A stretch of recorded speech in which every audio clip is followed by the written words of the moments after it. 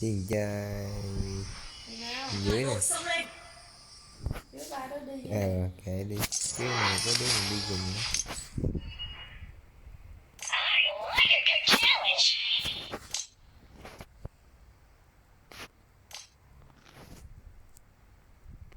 Vô lùm. Đó chắc là nó có lùm rồi. Thấy tôi không? Đẹp không? Nè, thấy nè. Đẹp đó.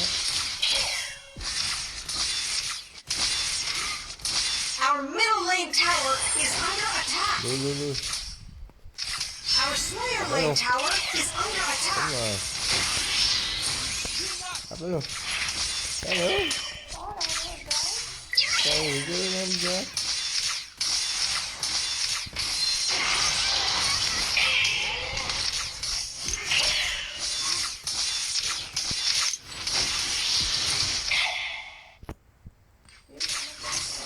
Nó chạy về luôn rồi.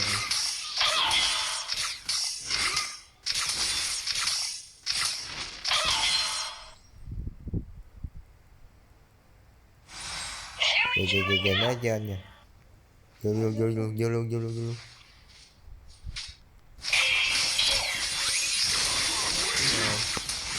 Our middle lane tower is under attack.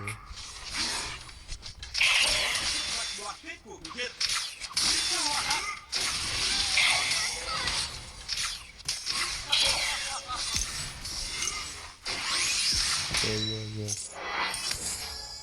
Dragon and Slayer have appeared.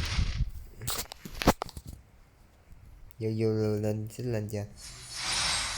Chuẩn bị đến nhau ghé. Dragon. Trời ơi. Our middle lane tower is under attack. Chết tôi à. Trời đánh kiểu này còn gì sống nữa.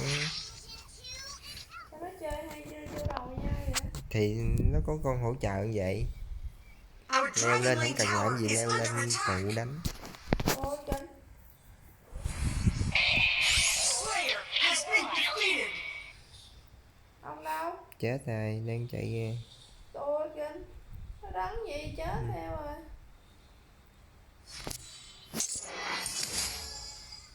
Đang ra nè. Our middle lane tower is under Lên. attack. Thôi về xuống. Tôi cũng búp máu cho bà được. An ally has been defeated. Nó mạnh quá. Nó cũng hai đứa phải không?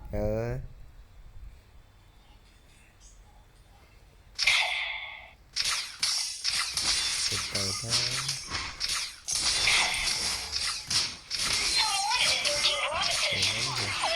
Đập đó. Vô.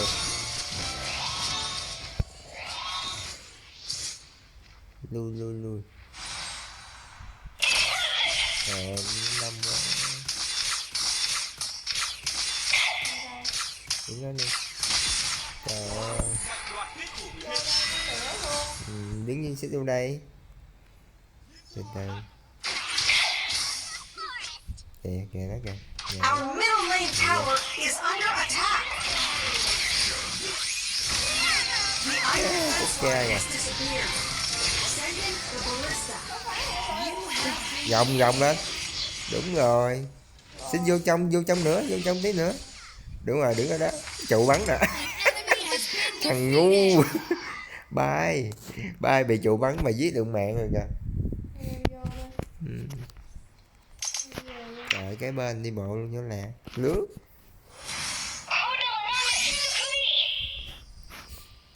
Chết hai mạng rồi.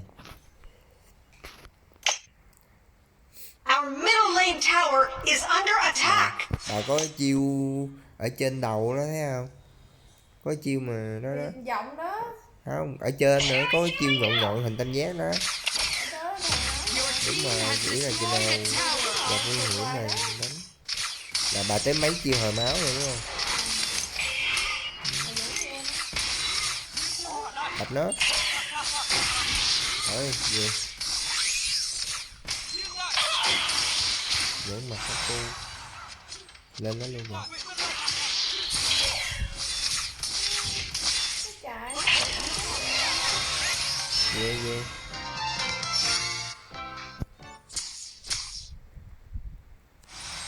Đó, bà nhào lại đó, nhào lại cái nó nè. Đúng rồi. Ghê. Bồ nó đông quá.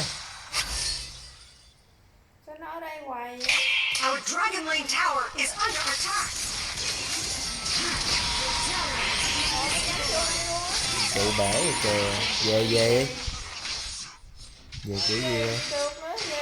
Enemy double kill. Mạnh quá mấy bạn ơi. Thì chi nó nhào vô tăng Ừ. tăng luôn. Trời, viết 0.3 đù có mình bà viết trong duy nhất trong tem luôn á em. Ôi trời ơi, tầm này chết mất rồi. Chứ từ 16 rồi mà. 1-6. Mà tôi An chết 3 mạng ally nè. has been defeated. Đây rồi. Has been defeated. Em lên nè. Đang xuống dưới. Chịu rồi.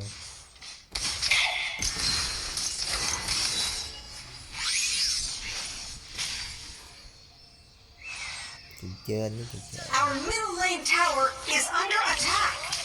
Your tower has been destroyed. An ally has been defeated. You have defeated an enemy.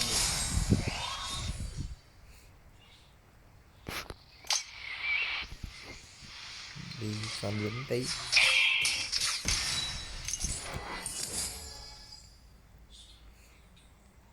Ủa không đi, nó đi đường dưới mình đi.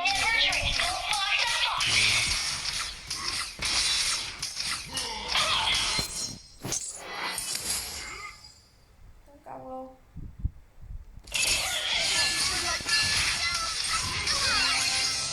Ê, dưới kìa. Về đi. Trời ơi, còn vô cái nữa chứ. Đánh kiểu gì. Khóc ròng. Rớt nước mắt. Trời đất ơi. Ông có giết nó được mà. Với lượng mạng thì cưng. Trời ơi, xong cái cậu rồi. Your tower has been destroyed. Gọn luôn hả? Chưa, tệ.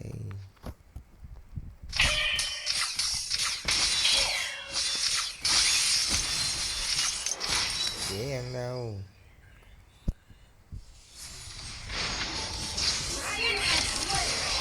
Melissa's have spawned. Enemy ultimate.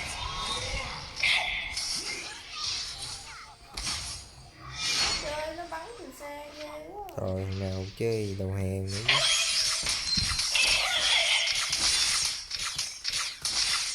Thì tính chơi đó sao mà. Sao không có mình theo đây vậy? Kìa thằng bộ trên nha. Đập nó. Dark Slayer has Thằng been bộ chết sớm defeated. như. Chưa chết. Về đó à. Our Slayer lane tower is under attack. Lên nè, tôi lên nè.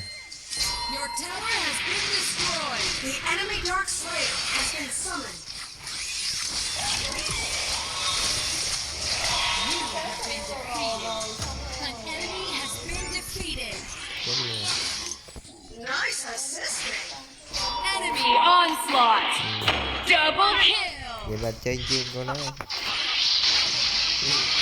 Enemy bloodbath. Your tower has been destroyed. Thì hỗ trợ nhảy lên đầu cho nó mạnh hơn. Bảo vệ. Sống mạnh hơn, trâu hơn. Có chiêu chậm làm chậm. Rồi. Our base tower is under attack. Để farm xíu mới được, chưa có tiền. Còn nó tiền cao quá. Còn nó mua đồ kiểu mua đồ nhiều quá rồi. Our base tower is under attack. Rồi, heo. Vô luôn.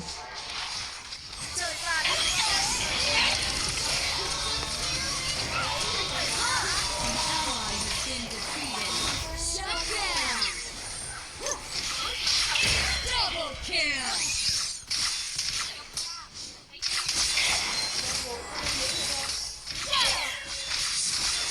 An ally has been defeated.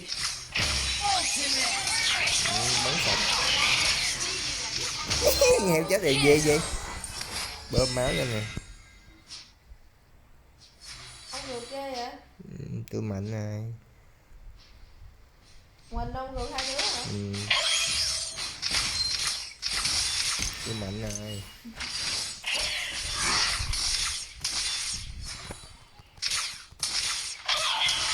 Mày chạy tao mày.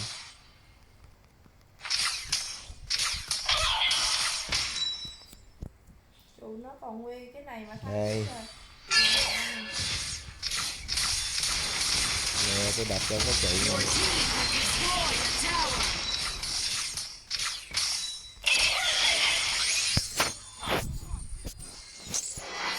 Thằng kia chịu thua rồi kìa. An ally has been defeated.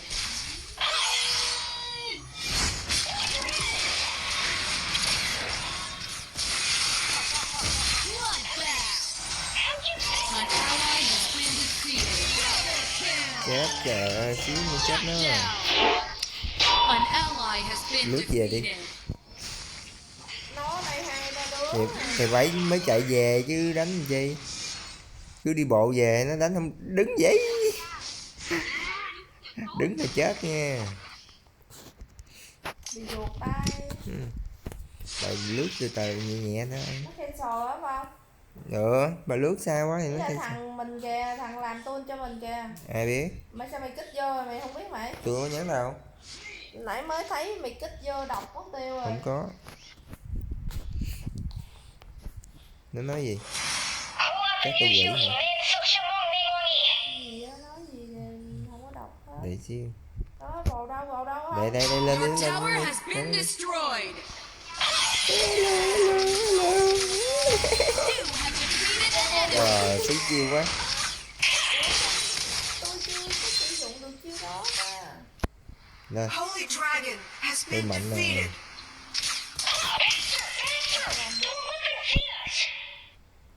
Rồi ông tỉa vài cái rồi nó chết Ừ, luôn. mạnh rồi. Đi lên trên lên trên. Lên luôn hả? Dễ gì? You have defeated an enemy. An ally has been defeated. Enemy double kill.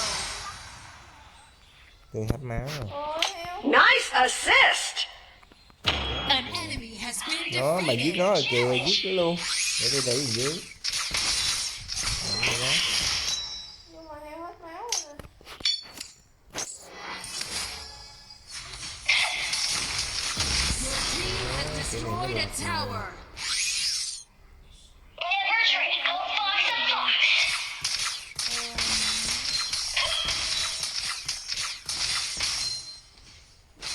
Đó, tôi đẩy để trụ trên luôn nè. Đang đẩy trụ trên. Destroyed a tower. Vô, vào vô, chống vô. Our base tower is under attack. Your tower has been destroyed. Ôi, Ây chà. gì mà cũng nát được nữa. Tắm hết trơn rồi.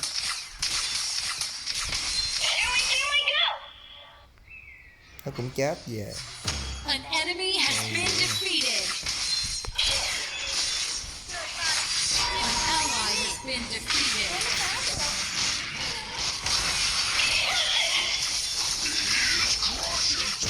Ultimate.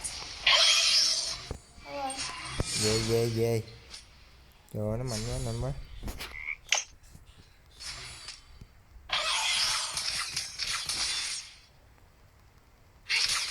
ra đó rồi. Tôi đang đi ăn lính đi. Bên má rồi. Đang đẩy lén rồi nè.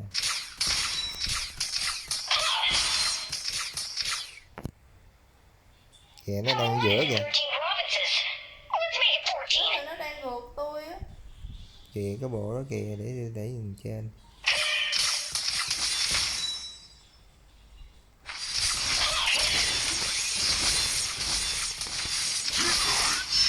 Tao cũng lén trong này. Chết luôn giết được. Shut down. An ally. Has been defeated. Infinite Slayer has appeared. Prepare for the final battle. Về. Có mình bà nó kìa có bầu nhiều thả ra hả? Ừ.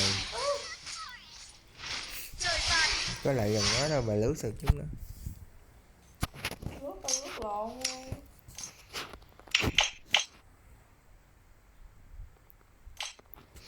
Kìa.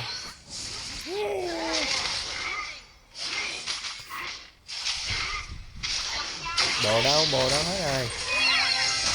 Ừ chạy về.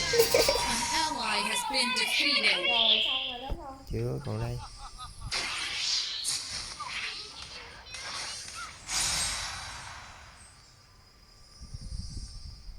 Sự phán quyết của thiên đình.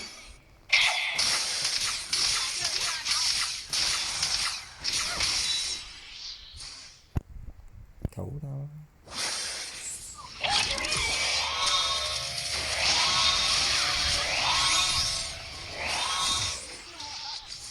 Tôi nhìn luôn.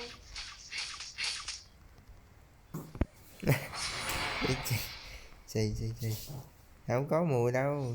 Mày trên chỗ Infinite Slayer has been defeated. Ê kìa muốn nói.